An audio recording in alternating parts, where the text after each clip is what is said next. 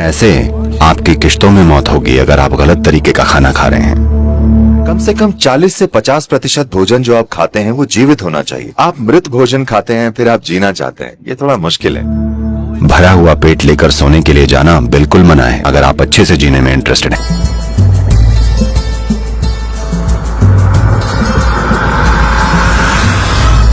अब खाने की बात है तो भारत में कुछ हद तक ये समझ रही है, जो कि कुछ हद तक आज भी है, लेकिन दुर्भाग्य से हमारी मॉडर्न स्कूली पढ़ाई इसको पूरी तरह मिटाते जा रही है। पर इस बारे में एक संपूर्ण ज्ञान है कि दिन के किस समय पर क्या खाना सिस्टम के लिए सबसे बढ़िया है, किस मौसम में, कौन से मौसम में कौन सी चीज आपके सिस्टम में आसानी से पच जाएगी।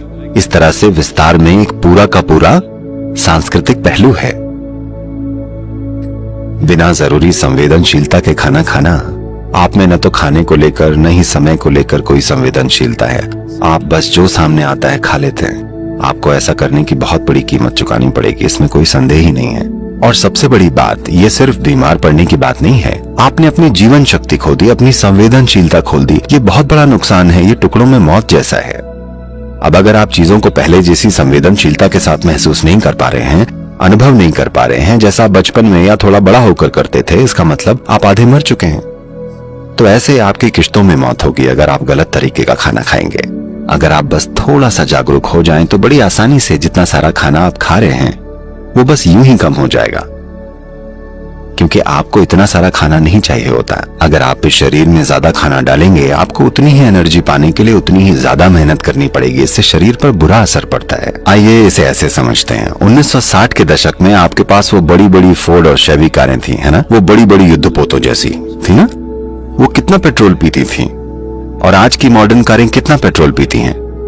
खैर, अब आप इलेक्ट्रिक कारों में जा रहे हैं, न कोई आवाज है न धुआं, कुछ भी नहीं है, ये मक्खन जैसी चलती हैं। तो मुद्दे की बात यह है कि हमारी बनाई गई मशीनों में भी हम ईंधन की खपत कम करना चाहते हैं। हमको इस शरीर पर भी ध्यान देना पड़ेगा, क्योंकि इस शरीर में थोड़ी सी ऊर्जा पाने के लिए अगर जरूरत से ज्यादा ईंधन लगे तो ये न केवल आपकी इकोनॉमी या आपकी निजी इकोनॉमी के लिए बुरा है, बल्कि इस मशीन के लिए भी बुरा है, क्योंकि थोड़ी सी ऊर्जा पाने के लिए बहुत सारे भोजन को पचाना पड़ता है।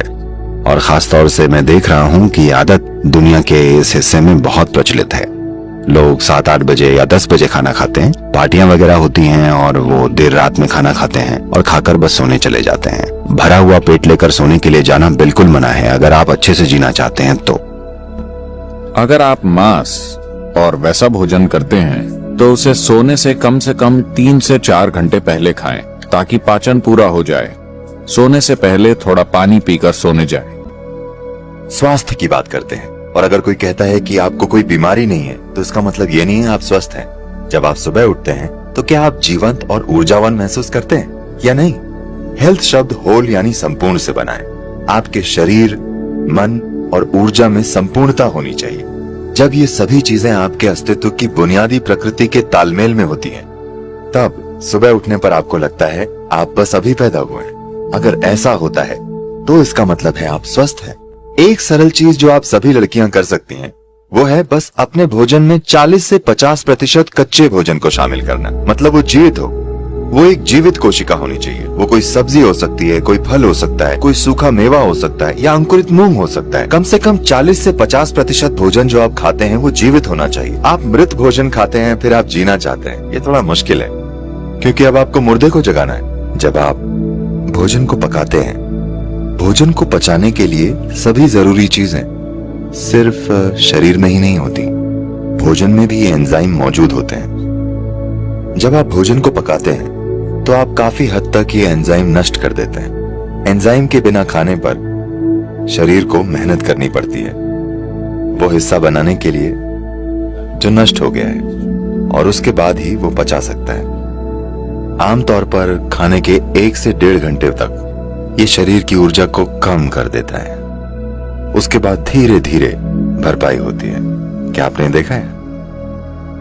तो भोजन ऊर्जा के लिए है, लेकिन हम ऐसा भोजन बना रहे हैं कि वो पहले 1.5 घंटों में ऊर्जा ले लेता है, उसके बाद ही धीरे धीरे ऊर्जा देता है। वैसे भी आपका पाचन चाहे जितना भी अच्छा हो, फिर भी आप वे सभी एंजाइम नहीं बना सकते जो पकाने में नष्ट हो गए हैं, सिर्फ कुछ हद तक हम बना सकते हैं। अगर आपकी पाचन प्रक्रिया बहुत मजबूत और अच्छी है तो आप 40 से 50% फिर से बना सकते हैं उसका जो नष्ट हो गया है। अगर ये पाचन थोड़ा कमजोर है तो ये संख्या काफी कम है। कई लोगों के लिए भोजन के कई मायने हैं, लेकिन मुख्य रूप से शरीर के लिए ईंधन है। अगर आप सही किस्म का ईंधन डालेंगे तो ये एक निश्चित तरीके से काम करता रहेगा। अगर आप गलत किस्म का ईंधन डालेंगे तो किसी तरह से काम चलाएगा। मैं ये नहीं कह रहा हूं कि इस तरह से खाएं या उस तरह से खाएं, बस प्रयोग करके देखें। ठीक है, बस प्रयोग करके देखें। आज रात अब आप जब जाएं तो पका हुआ भोजन खाने की जगह फल खाकर देखिए। कल सुबह आपको अलार्म की जरूरत नहीं पड़ेगी, आप अलार्म से पहले उठ जाएंगे और आप देखेंगे कि आपकी आंखें भी इस तरह बंद नहीं होंगी। आप उठते ही एकदम सतर्क होंगे। लोग ये नहीं जानते कि अपने शरीर में बिल्कुल आराम से होने का क्या मतलब है। दुर्भाग्य से 95% लोग ये नहीं जानते, क्योंकि आप गलत तरीके का ईंधन डालते हैं। आप इस शरीर को हवा की तरह रख सकते हैं। आसानी से ये आपसे आगे रहेगा। आपको इसे खींच कर नहीं ले जाना पड़ेगा, इसे आपसे आगे चलना चाहिए।